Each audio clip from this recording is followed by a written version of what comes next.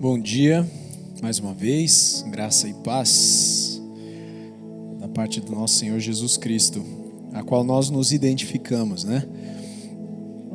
Eu quero falar nessa manhã um assunto muito especial que, assim, me deixou muito contente ao prepará-lo, né? Nós estamos vivendo um momento de falar sobre disciplinas espirituais, né?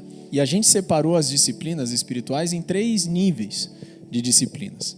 As disciplinas interiores, que são as que nós precisamos ter conosco mesmo na vida cristã. E aí a gente falou sobre oração, sobre jejum, sobre confissão de pecados, sobre leitura e meditação na palavra. Falamos sobre, semana passada, sobre adoração e contemplação. São todos aspectos das disciplinas que Deus cita em algum determinado momento nas Escrituras, nos dando uma orientação de como nós nos relacionarmos com Ele. Esses assuntos todos nós abordamos em março e são disciplinas espirituais no quesito pessoal, interior. E agora a gente está mudando o foco. A gente vai falar sobre disciplinas espirituais numa questão comunitária. Como que nós, como comunidade, não só a nossa comunidade, mas como a Igreja de Cristo na Terra deve, né, ter disciplinas para com a sociedade. Porque Cristo nos resgatou, nos deu uma identidade, nos juntou, e a partir do momento que nós estamos juntos, qual que é a nossa identidade conjunta? Como que nós devemos nos expressar conjuntamente diante da sociedade? É o que nós vamos falar nesses próximos 2 encontros, hoje e na semana que vem. E depois, por último, a gente vai terminar falando de quais são as disciplinas que nós precisamos ter para com os de fora, no âmbito pessoal. Então agora a gente está entrando no âmbito comunitário e depois a gente vai entrar no âmbito nós para com os de fora. Vai ser muito legal. Então, ainda o mês de abril todo, nós vamos trabalhar ainda esse assunto de disciplinas espirituais aqui. Gerson, a gente consegue colocar o resumo lá? Deixar à disposição? Heitor, tá nas imagens aí, você consegue liberar para a gente? O resumo, né, do que nós vamos abordar aqui hoje, nessa manhã, está aqui. Então, se você quiser escanear e acompanhar, essa vai ser a abordagem da pregação nessa manhã. Abra para mim, vou deixar aqui, em Hebreus 10, 25, eu vou ler Hebreus 10, 25. Você pode escanear aqui por enquanto.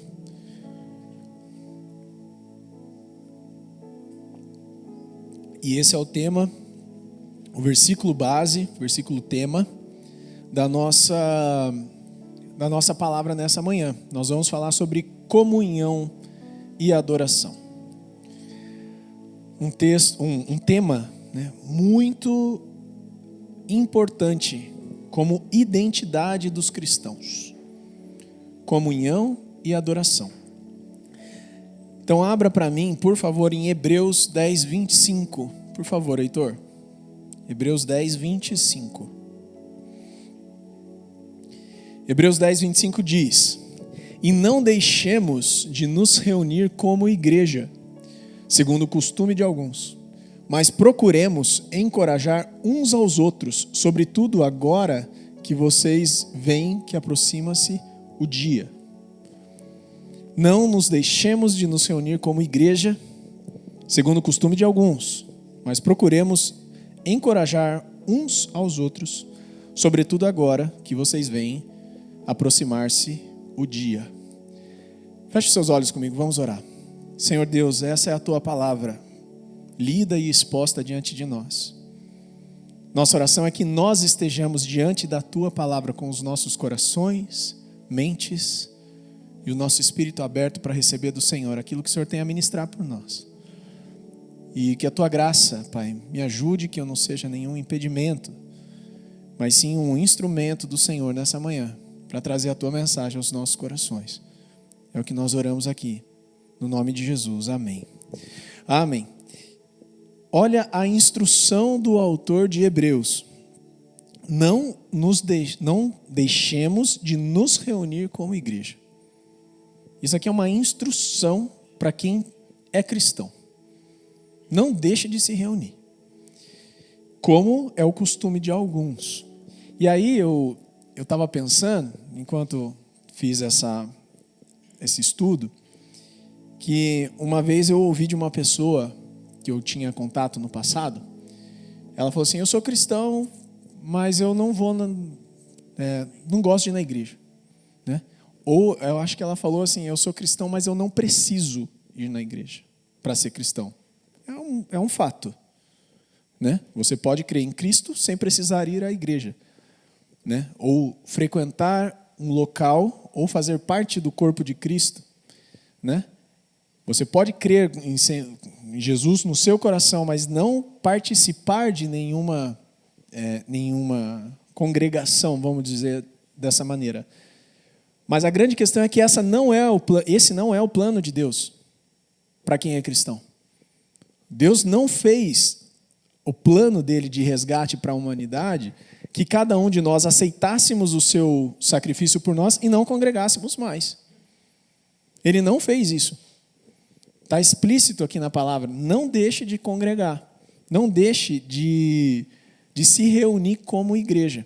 E o que a gente vai falar nessa manhã é um pouco de como Deus pensou tanto o ser humano quanto o resgate dele. Como que Deus se expressa através daquilo que Ele pensou para nós como seres humanos. Uma das coisas que mais a gente precisa atentar é como Deus criou o homem. Então abra para mim em Gênesis 1, 26 e 27, Heitor, por favor. Gênesis 1, 26 e 27. Gênesis 1, 26 e 27 diz assim: então Deus disse: façamos o homem, ou façamos os seres humanos, a nossa imagem, conforme a nossa semelhança. Dominem eles sobre os peixes do mar, sobre as aves do céu, sobre os animais de rebanho, sobre toda a terra e sobre todos os animais que rastejam sobre a terra. Então Deus criou o ser humano à sua imagem, a imagem de Deus o criou, homem e mulher os criou. Quando vem esse relato, façamos o homem a nossa imagem e semelhança, a gente entende que nós, como raça humana, fomos criados à imagem de alguém ou de algo, né? E o façamos aqui dá a entender de que nós fomos feitos à imagem de uma relação que Deus tinha entre Ele, Deus Pai, Jesus e o Espírito Santo. Porque senão Deus ia falar assim: vou fazer o homem à minha imagem. Ele não falou: vou fazer o homem à minha imagem. Ele falou: façamos a nossa imagem. Então, nós como seres humanos, o primeiro ponto que eu queria traçar aqui, para nós fundamentarmos uma questão de como o ser humano é que, biblicamente, ele é a imagem de uma relação. Nós precisamos nos relacionar, porque nós fomos criados à imagem de uma relação. Então, fundamentação bíblica é que nós somos seres relacionais.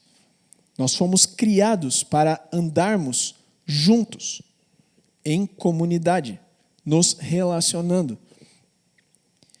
Historicamente, agora por outro aspecto, a gente vai entender que desde aqueles primórdios do ser humano, quando ele vivia provavelmente em época das cavernas, por exemplo, o que acontecia? Rapidamente ele descobriu que quanto mais eles se uniam, mais fortes eles ficavam. Eles conseguiam provisões, eles conseguiam cuidados mútuos. E assim foi acontecendo ao longo da história. As cidades foram se formando ao longo da história com o ajuntamento de pessoas. Cidades, depois reinos, impérios, situações onde o ser humano foi avançando e construindo, isso sempre foi de uma forma comunitária. O homem precisa se relacionar. E ele começou a descobrir que na relação, no ajuntamento, existe uma força. Existe um crescimento. Eu sou mais forte quando eu sou melhor em conjunto, quando eu estou junto com alguém. Então, historicamente, também a gente vê que o ser humano ele não foi um ser que foi se isolando. Muito pelo contrário, ele foi se ajuntando. E quanto mais ele se ajuntava com outros seres humanos que tinham habilidades e tinham um único objetivo, aquilo transformava aquele conjunto de pessoas um conjunto mais forte. Então, as melhores cidades, os melhores reinos, os melhores impérios, ou os mais fortes, foram aqueles que tinham um ajuntamento em torno de um propósito. Isso aconteceu historicamente. Se a gente entrar em qualquer livro ou entrar na internet para olhar, a história do ser humano se desenvolveu dessa maneira, de forma relacional. Outro aspecto que a gente vai olhar como que o ser humano é feito é a questão filosófica, ou seja, o propósito de vida.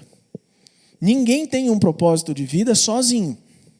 Né? Eu estava lendo a respeito disso, Aristóteles ele fala de que o homem, por natureza, é um animal social. Olha como que os gregos diferenciavam a raça humana dos animais. Né? A diferença, né, que eles tinham na época é que os homens são animais sociais, eles se relacionam, eles interagem entre si. Então, também na ótica da filosofia, o ser humano tem um sentido na relação. E por último, eu fui levantar outra esfera aqui, que é a esfera emocional. Então a gente também não precisa nem olhar para a história, nem olhar para uma questão de propósito de vida, nem olhar para a Bíblia. A gente pode ser cético, mas emocionalmente dizendo, se a gente se isola, o isolamento está à raiz da maior parte dos problemas emocionais que o ser humano tem, principalmente depressão, estresse.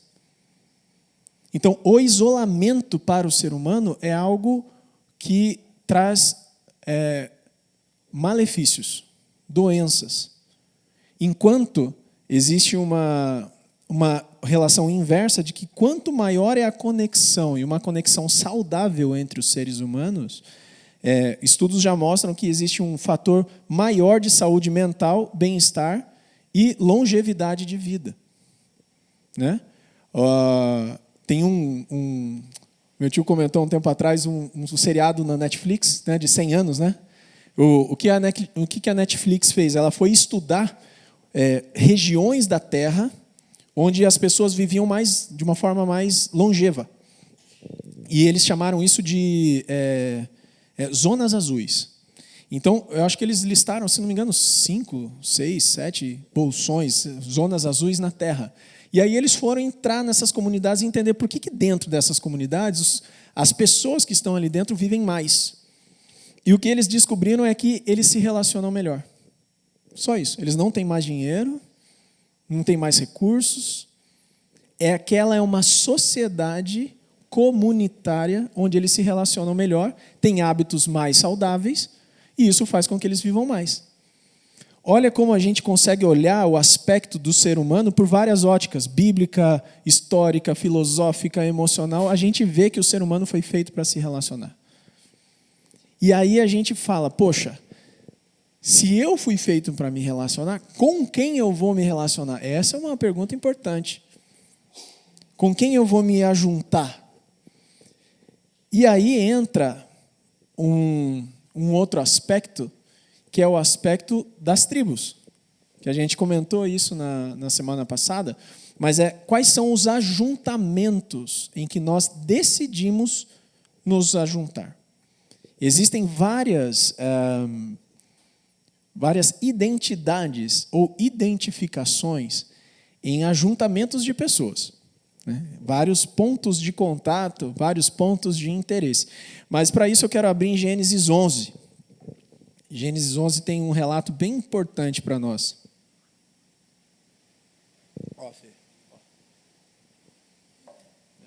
Não vem em taça, né?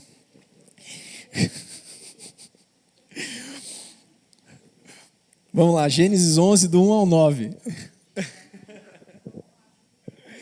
Gênesis 11, do 1 ao 9.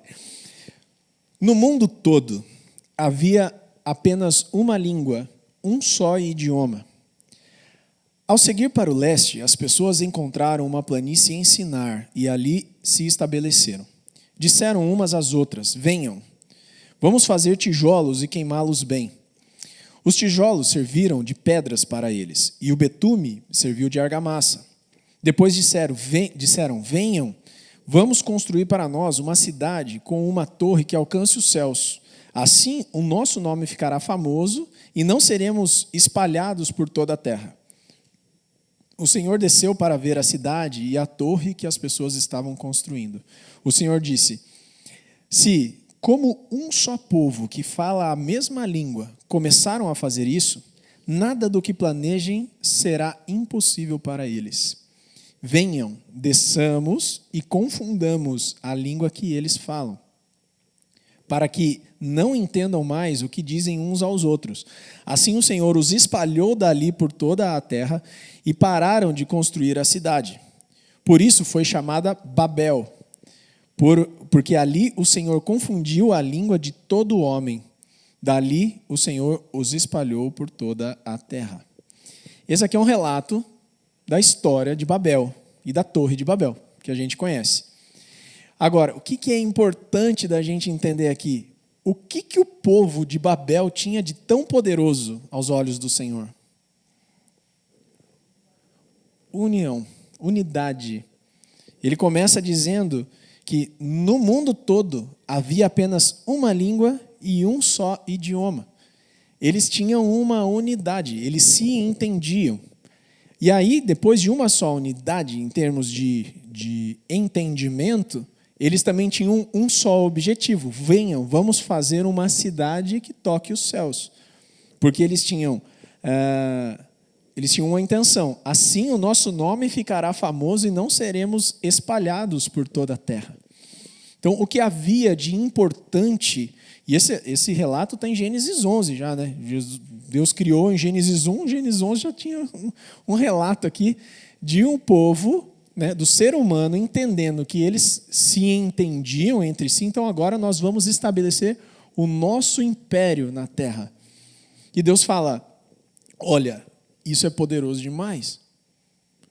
Andar em unidade tem um poder impressionante aos olhos de Deus. Deus se importou tanto com essa unidade e com o poder que viria dessa unidade, que ele falou: desçamos. Eu achei muito interessante isso também. Deus não desceu, ele falou: desçamos e confundamos, né? O mesmo façamos o homem, desçamos e confundamos os homens. Por quê? Porque a hora que a gente confundir eles já não vão ter mais uma única situação a qual eles buscarem. Essa unidade deles vai ser dispersa. E Deus espalhou, né, aquilo que estava junto ali de uma forma de mudando a comunicação entre eles. Então, quando não houve mais uma possibilidade de comunicação, o objetivo também se perdeu. É importante da gente entender de que há um poder extraordinário da parte de Deus na unidade, mesmo que essa unidade seja para o mal. Porque Babel tinha uma unidade para o mal. E uma curiosidade aqui é que Babel significa confusão. Então Deus deu uma identidade para aquele lugar depois que ele espalhou. Ele chamou de Babel depois. A gente acha que não, é a Torre de Babel. Na verdade, era a torre de uma cidade que Deus chamou de Babel depois, né?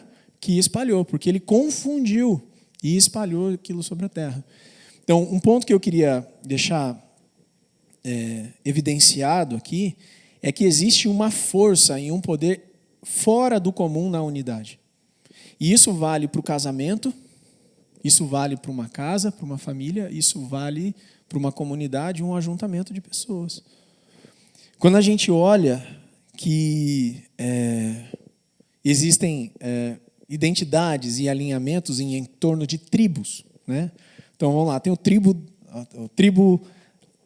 né, da moto, né? A tribo da caça, de quem gosta de pescar, do futebol, não, beach tênis não tem, não, de viagem, de quem gosta de viajar, tem a tribo de quem gosta de embalada, tem tribo de quem gosta de... Não pode, esse não pode, Val.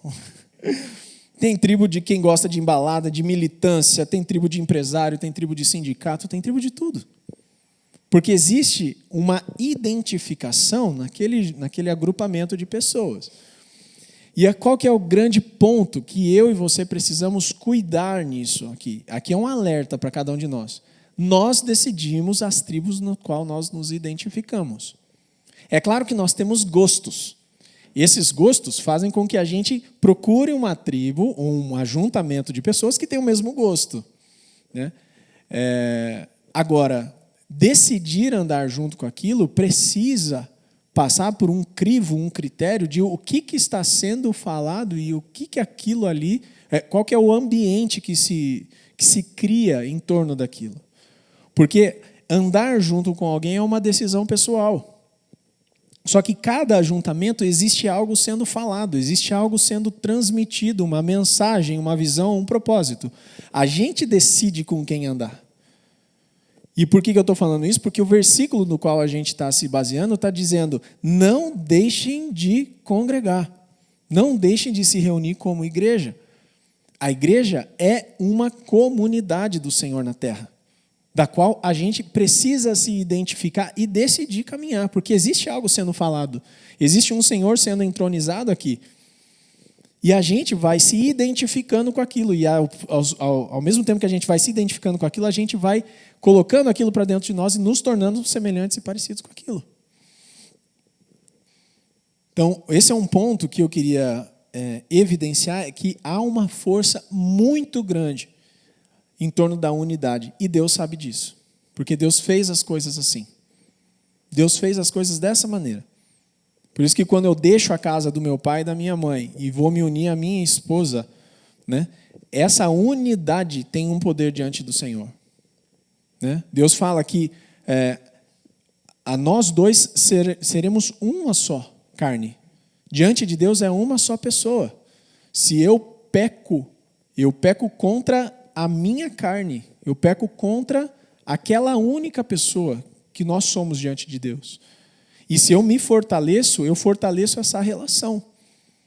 A família é um projeto disso, a igreja como comunidade é um projeto disso. E aí eu quero entrar no assunto, no ponto de sermos igreja, não irmos a uma igreja. Tá? Então, eu estou caminhando para construir um conceito de nós sermos uma comunidade e não irmos. Aqui nós estamos um templo em um determinado momento da semana. Né? Domingo de manhã, num templo na rua Inglaterra, número 3. É isso que isso aqui é. É um culto de celebração. Nós estamos celebrando um culto pessoal. Porque eu e você temos o nosso culto pessoal diante do Senhor. Nosso culto é a nossa vida.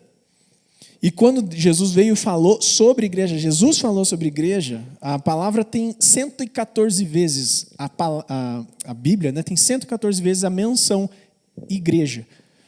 E a primeira delas, quem falou foi Jesus. Quando Pedro falou, tu és o Cristo, o Filho do Deus vivo, Jesus falou sobre essa declaração, eu vou edificar a minha igreja. Só que qual que era a igreja que Jesus estava falando? A palavra igreja. A palavra igreja não era um templo, era uma eclésia. O que era a eclésia? Era o parlamento grego.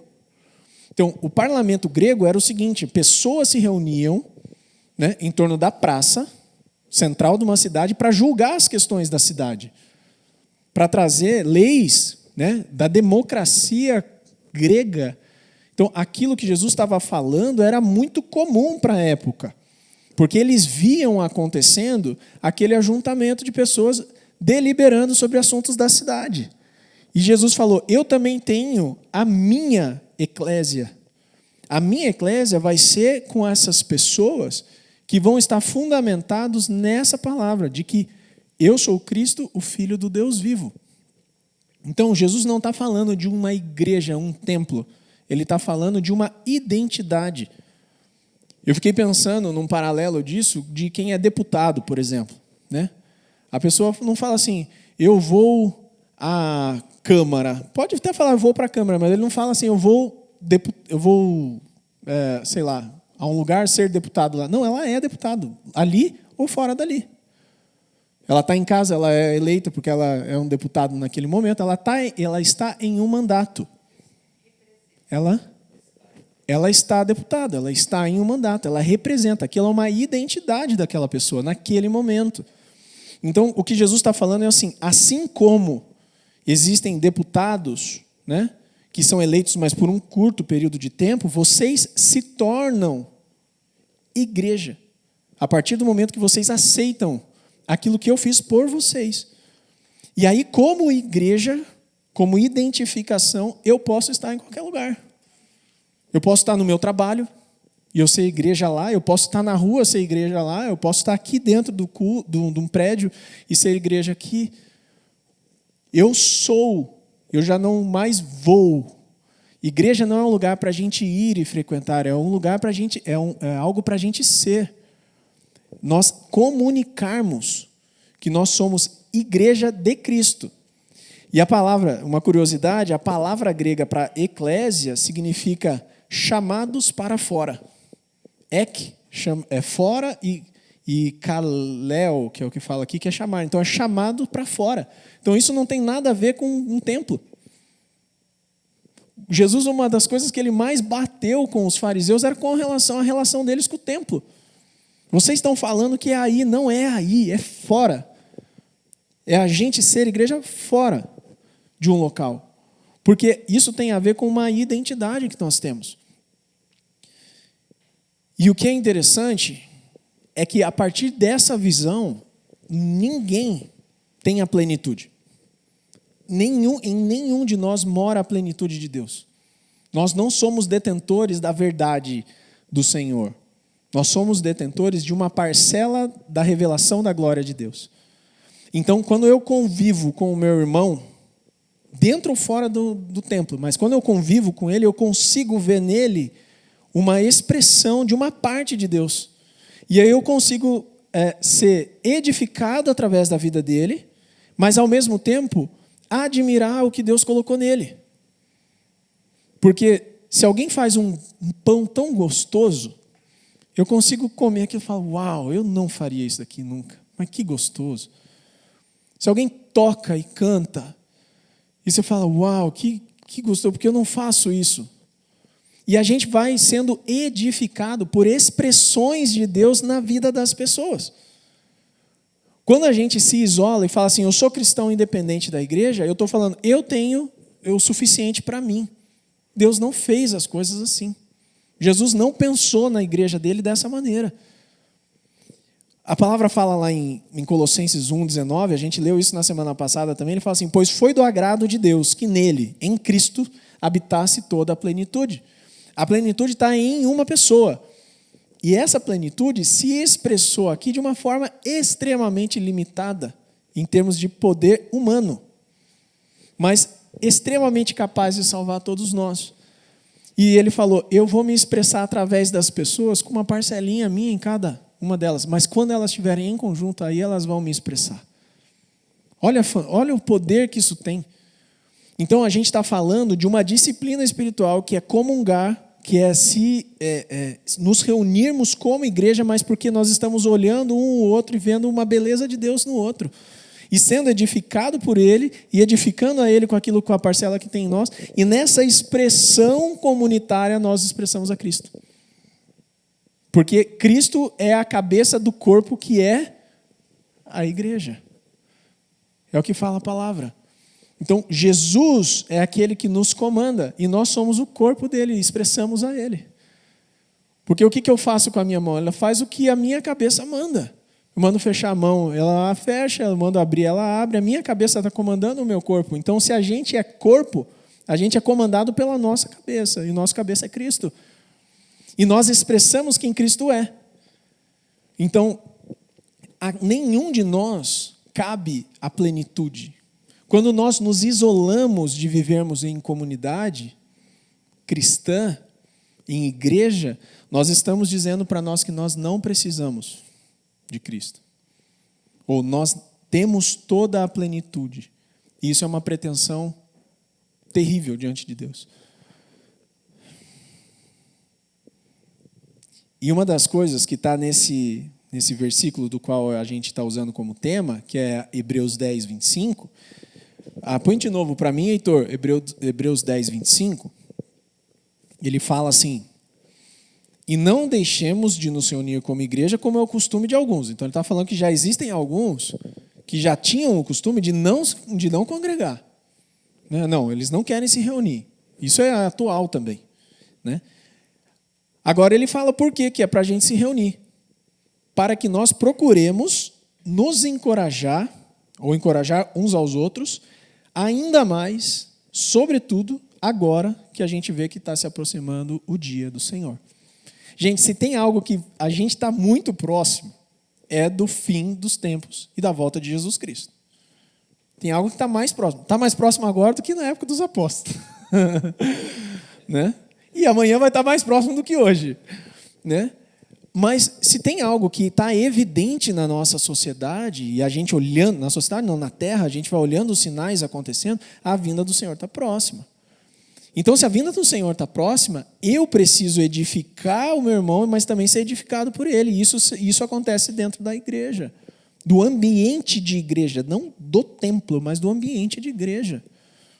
Então, se eu faço uma reunião na minha casa, aquilo é igreja. Se eu faço um devocional no meu trabalho, aquilo é igreja. Se eu estou ligando e orando com um amigo por telefone, aquilo é igreja, porque eu estou edificando, encorajando, é o que está falando aqui, uns aos outros. Sobretudo, agora que vocês veem que aproxima-se o grande dia do Senhor. Por quê? Porque o objetivo de Deus é que nós estejamos com Ele. Então, se esse é o grande objetivo de Deus, é para isso que nós temos que apontar. É aí que a gente tem que olhar e falar o que eu preciso, como eu preciso viver para eu estar com Ele nesse grande dia. Para eu estar alinhado com o propósito dEle. E aqui eu quero chegar no grande ponto, ápice, que para mim ficou claro quando estava fazendo esse estudo, que eu entendo que o Espírito Santo falou comigo, é o seguinte: Deus não tem um plano para você. Deus não tem um plano para você. Entenda bem o que eu estou querendo dizer. Deus não tem um plano para mim. Deus tem um plano para nós. Deus tem um plano para a humanidade, dentre a qual eu estou incluído. Eu fui procurar, Jesus morreu por mim, na palavra. Não tem. Tem Jesus morreu por nós, mas não tem Jesus morreu por mim. Porque, gente, hoje na Terra tem 8 bilhões de pessoas. Quem sou eu em 8 bilhões? Agora põe isso numa proporção de quantas pessoas já existiram na Terra. Quem é você na história da humanidade? Nada. Então Deus não morreu por mim ou por você, Deus morreu por nós. Ele morreu por uma raça, Ele morreu por uma humanidade toda. E eu e você estamos incluídos. Se a gente quiser. Então Deus morreu por aquilo que nós, como humanidade, precisávamos diante dEle. Qual que é o plano de Deus para a humanidade? O plano de Deus para a humanidade é que a humanidade possa habitar com Ele. Não é que eu possa habitar com Ele, mas a humanidade toda possa habitar com Ele. Ele fez um sacrifício por todos.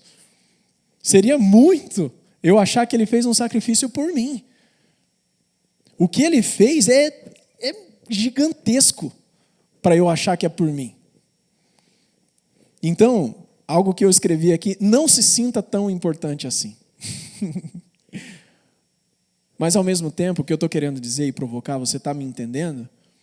É que Deus não fez algo especial para você. Deus fez algo especial pela humanidade toda. Deus amou o mundo de tal maneira que Ele deu seu Filho, para que todo que nele crê não pereça, mas tenha vida eterna. Ele amou a humanidade. O sacrifício dele é do tamanho da necessidade de resgatar a humanidade. Senão a gente fica achando que o sacrifício, a dor de Jesus é para me resgatar. Oh, quão grande... Cara, eu não sou nada. Eu não sou tão importante assim. Eu sou um dentro desse resgate e o plano de Deus para toda a humanidade. E qual que é o plano do diabo? Se o plano de Deus é resgatar a humanidade, qual que é o plano do diabo? O plano do diabo é que a humanidade viva longe de Deus. Então o diabo também não tem um plano para mim. O diabo tem um plano para a humanidade, afastar ela de Deus. E aí ele personaliza alguma coisa para mim aqui. Mas o diabo ele tem essa intenção de frustrar os planos de Deus. Então, tudo que Deus faz é para nós. Abra comigo em Mateus 6, 9 ao 13, um texto bem conhecido. Mateus 6, do 9 ao 13.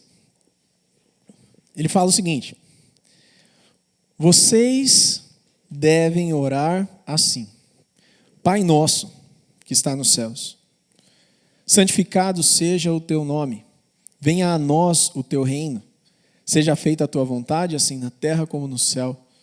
Dá-nos hoje o pão nosso de cada dia. Perdoa as nossas ofensas, como também temos perdoado aqueles que nos têm ofendido. E não nos deixe cair em tentação, mas livra-nos do mal. Pois teu é o reino, o poder e a glória para sempre. Amém. Gente, existe um tempo verbal, e aqui eu estou diante da minha professora de português, minha responsabilidade aumenta. Existe um tempo verbal em que a Bíblia é escrita. A Bíblia não foi escrita no primeiro pronome do singular, eu. Ela foi escrita no primeiro pronome do plural, nós. É feito para nós. Pai nosso. O Pai é nosso. O reino precisa vir a nós, não a mim. O Pai não é meu. O reino não tem que vir a mim. O pão não é meu. Dá-nos o pão nosso. O pão é para mim e para o meu irmão. Mas também o pecado é nosso. Então não tem pecado que eu não cometa que eu também não me identifique com o pecado do meu irmão. O pecado do meu irmão não é dele. As consequências são dele. Mas o pecado é nosso. Porque a palavra vem falar que se o pecado entrou na humanidade por um só homem, o perdão e a graça veio também por um só homem. Então o pecado é nosso. Romanos 5,8 fala assim, não precisa abrir, mas ele fala, mas nisto consiste o amor que Deus tem por nós, que Cristo morreu em nosso lugar, apesar de sermos pecadores. Então, consiste o amor de Deus por nós, ele morreu em nosso lugar, nós éramos pecadores. É nós.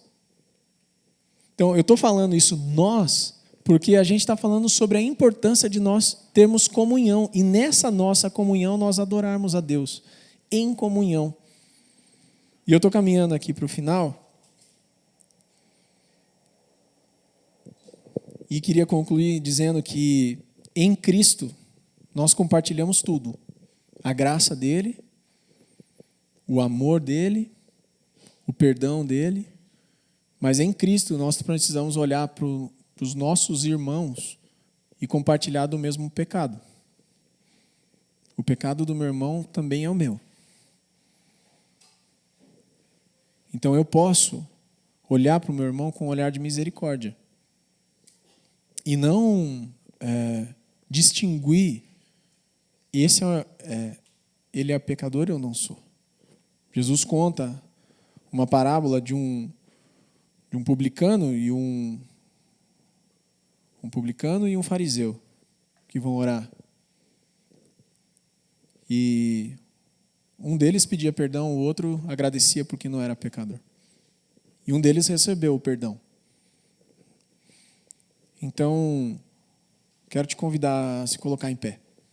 A gente está caminhando para o fim. Nós temos a palavra da ceia, ainda a ceia do Senhor, né? Que nós comemoramos hoje. E oportuno a gente falar sobre congregarmos no momento em que nós vamos fazer algo que nos traz identificação. A ceia do Senhor nos traz identificação. Ela nos traz identidade.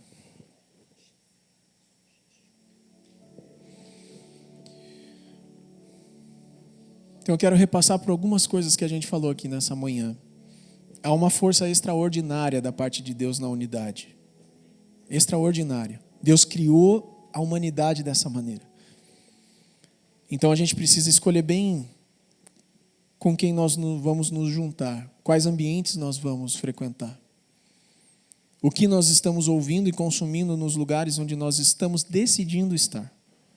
Ninguém tira a gente da nossa casa e leva para algum lugar, a gente decide. Mas o que está sendo falado ali? Do que nós estamos nos alimentando ali? Como está a nossa unidade conjugal e familiar? Nós decidimos essa unidade, construir essa unidade. A igreja primitiva, relatada lá em Atos, ela não era perfeita como muitos pensam que era, ou como muitos pregam que ela era. Havia divergências entre Paulo, entre os apóstolos, se deveriam ir e levar o evangelho para os gentios ou não, de que maneira as coisas andavam. Mas a palavra fala em Atos 4 de que da multidão dos que creram, uma era a mente e um o coração. Independente das dificuldades, havia uma unidade naquela igreja. O que trouxe força para aquela igreja não era a capacidade deles, mas era a unidade que havia neles. Nós ouvimos na ministração do Júlio, lá na aba, né, de que não tem a ver com competência, mas do poder de Deus. E o poder de Deus está na unidade. Então, um ajuntamento de pessoas com uma única visão e um único propósito, é isso que Deus deseja para a igreja dele na terra. Um ajuntamento de pessoas com uma única visão, um único propósito, de nos tornarmos a semelhança de Jesus Cristo. Precisamos desejar congregar como igreja do Senhor. Desejamos tantas outras coisas, precisamos desejar estarmos reunidos como igreja de Deus. E como igreja decidimos servir, decidimos estar à disposição. Sabemos que seremos frustrados aqui dentro. Sabemos que precisaremos perdoar, precisaremos ter paciência, precisaremos permanecer. Talvez sejamos traídos. Jesus foi. E isso não foi um problema para ele. Esse ajuntamento, como igreja, como pessoas, né, dentro de uma comunidade, vai nos trazer aperfeiçoamento. E eu queria enfatizar essa nossa situação, onde nós podemos adorar isso, Gerson. Faz um som para a gente ali. Eu queria enfatizar esse ambiente em que nós podemos adorar a Deus em comunidade, olhando uns para os outros e nos identificando uns com os outros e adorarmos em comunhão. Estarmos em comunhão e em comunhão nós adorando a Deus. Amém? Porque mais uma vez, eu vou ler mais uma vez esse texto, esse tema, né, esse versículo que foi tema para nós. Não deixemos de nos reunir como igreja, mas procuremos encorajar uns aos outros, sobretudo agora que nós vemos que se aproxima o grande dia do Senhor. Que nós possamos nos encorajar e nos lembrar de que o Pai é nosso, o pão é nosso, o perdão é nosso, o pecado é nosso. E nós precisamos nos identificar com Cristo. Vamos orar? Senhor Deus, a Tua palavra foi lida. Nós entendemos, Pai, que há um poder extraordinário na unidade, Pai. E o que nós oramos nessa manhã é que o Senhor nos livre de pensarmos em nós mesmos. Nos livre de pensarmos de que nós somos extremamente especiais ao Senhor. É claro que o Senhor nos ama e nos desejou e nos quer perto, Pai, mas o Teu sacrifício não é por mim, é pela humanidade toda. O Senhor resgatou toda a humanidade. E eu quero te agradecer porque nós estamos incluídos nisso. Queremos te agradecer aqui, Pai, porque nós nos identificamos com o Senhor no teu sacrifício e nós aceitamos aquilo que o Senhor fez por nós. Porque enquanto nós éramos ainda pecadores, o Senhor nos resgatou. Dá-nos, Pai, essa consciência da importância de estarmos juntos, reunidos em teu nome. E é o que nós oramos aqui, é que o Senhor fortaleça os nossos corações nessa caminhada de que há um único Deus, um único Senhor, e esse precisa ser o nosso esforço para que haja uma clareza de que há um único Senhor sobre toda a terra e que resgatou todas as pessoas, que fez um sacrifício por todas as pessoas. E o nosso papel é levar essa mensagem a todas as pessoas. Não de que o Senhor morreu por elas, mas que o Senhor morreu por todos. E que se ela quiser, ela está incluída. Dá-nos essa consciência. Conserta os nossos corações. Fortalece em nós a vontade e o desejo de congregarmos, de estarmos juntos, reunidos, falando sobre o Senhor, entendendo, compreendendo mais, nos edificando mutuamente. É o que nós oramos aqui nessa manhã. No nome do teu Filho Jesus, consagramos esse tempo a ti. E agora vamos falar sobre a ceia do Senhor. Sobre algo que nos traz identificação nessa unidade. Amém?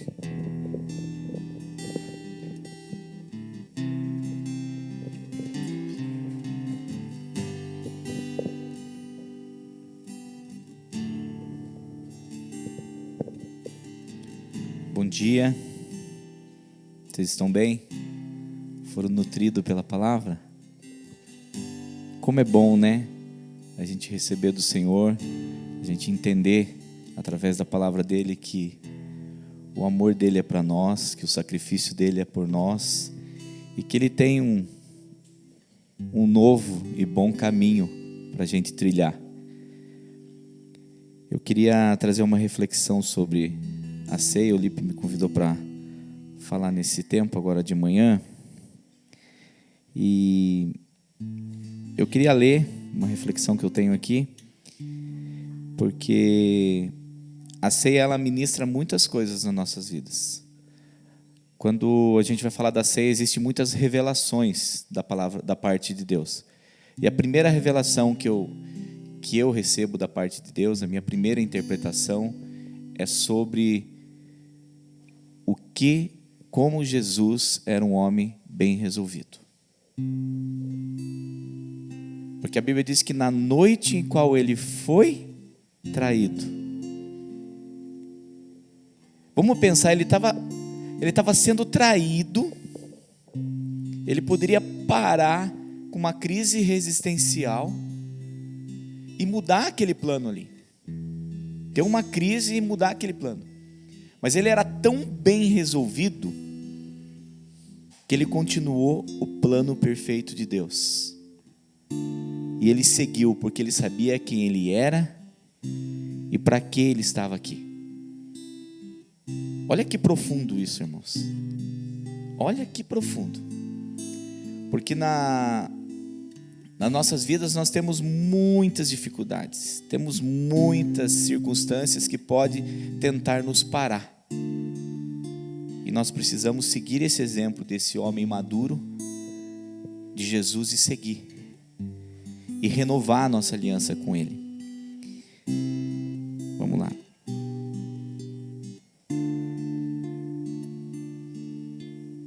Eu costumo ler no tablet, que é maior, né? Agora no celular eu sofro um pouco mais. A ceia do Senhor não é apenas um ritual religioso, mas é um momento de comunhão íntima com Cristo e com a comunidade dos crentes.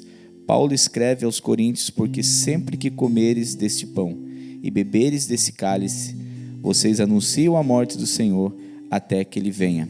1 Coríntios capítulo 11, versículo 26. É um lembrete constante do amor sacrificial de Cristo e de esperança que temos em sua volta. Portanto, quando nos aproximamos da mesa do Senhor, Não o fazemos como merecedores, mas como necessitados de sua graça redentora. Nossas falhas e fracassos são perdoados. Nossa comunhão com Deus é restaurada e a nossa esperança é renovada. A ceia do Senhor é um momento em que nos unimos com um só corpo, lembrando-nos de que somos todos membros de uma família espiritual. A instituição da ceia do Senhor nos mostra a profundidade do amor de Cristo por nós, mesmo sabendo que seria traído e crucificado. Ele disse: tomai, comei. Gente, é muita maturidade, é muito exemplo.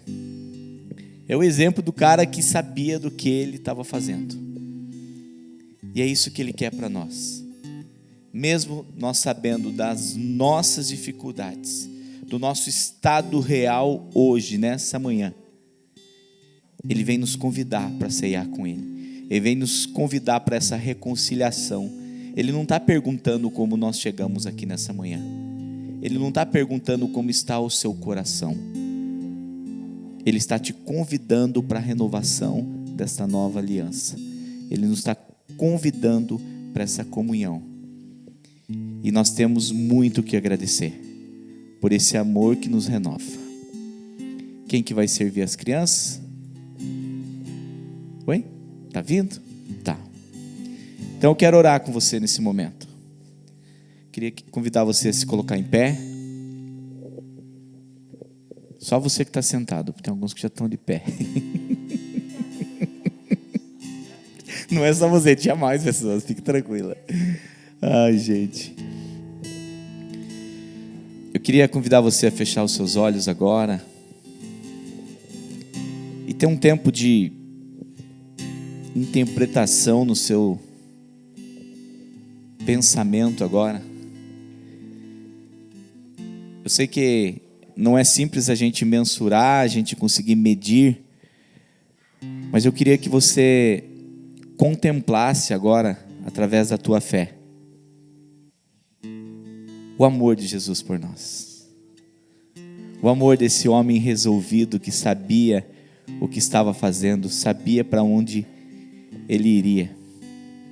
Que mesmo no momento que ele estava sendo traído, ele não nos abandonou. Ele trouxe para nós a renovação da nossa fé. Lembre todas as vezes de tomar a ceia, que a ceia não é um ritual, que a ceia é uma renovação, que a ceia é a expressão do sangue de Jesus, que a ceia é a expressão do corpo de Jesus entregue naquela cruz por todos nós, por toda a humanidade. A ceia é a expressão viva do amor de um homem por uma humanidade. Pai, nós te agradecemos, Pai. Te agradecemos por tanto amor. Esse amor imensurável, esse amor que nos constrange. Obrigado, Senhor, por cada segundo naquele madeiro se fazendo maldito por nós. Obrigado por carregar, Senhor, sobre o teu corpo, sobre os teus ombros, toda a maldição, toda a enfermidade, toda a doença, Pai. Todo o castigo que era nosso, Pai. Obrigado por tanta coragem. Obrigado, Senhor, por cada segundo da sua entrega, da sua dor como homem naquele madeiro, naquele calvário. Pai, que possamos verdadeiramente, Senhor, buscarmos, Senhor, a se entregar a Ti como uma oferta de gratidão por tudo que o Senhor já fez, já realizou por nós.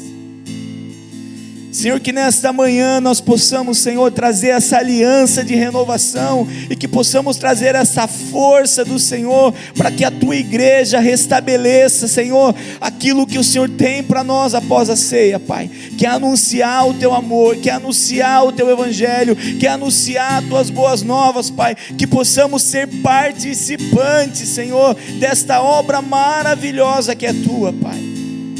Renova nossas forças, Senhor. Cura, Senhor, perdoa, restaura, Senhor, a nossa fé, a nossa aliança contigo, Pai. Obrigado, Senhor, obrigado pela Tua entrega, obrigado pelo Teu sacrifício naquela cruz. seja conosco, Pai. Amém. Quem? Pedro e Enzo. Vamos lá expressar o amor.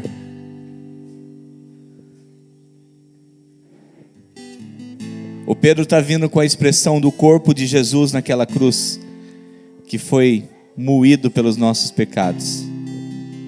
O Enzo está vindo pelo sangue, aquele sangue que purifica de todo pecado, aquele sangue que purifica de toda enfermidade, aquele sangue que cura, aquele sangue que liberta. Então, ceiemos. Vamos ceiar, vamos adorar a Deus. Fui convidado à mesa, larguei minhas defesas e vim reconhecer, não merecia estar aqui. Comigo eu trouxe amigos, felizes ou feridos, gente que escutou esse chamado e aceitou. E é tão bom saber que há lugar aqui. A graça nos chamou à mesa do Senhor. Há lugar na casa, há perdão na casa. Quando estamos juntos, nosso encontro é casa. Deus Pai, a esperança na casa, recomeço na casa, reunidos nele, o nosso encontro é casa de Deus Pai.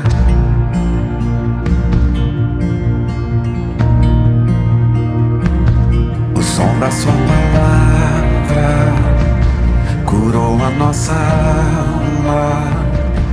O Verbo nos amou, da solidão nos resgatou.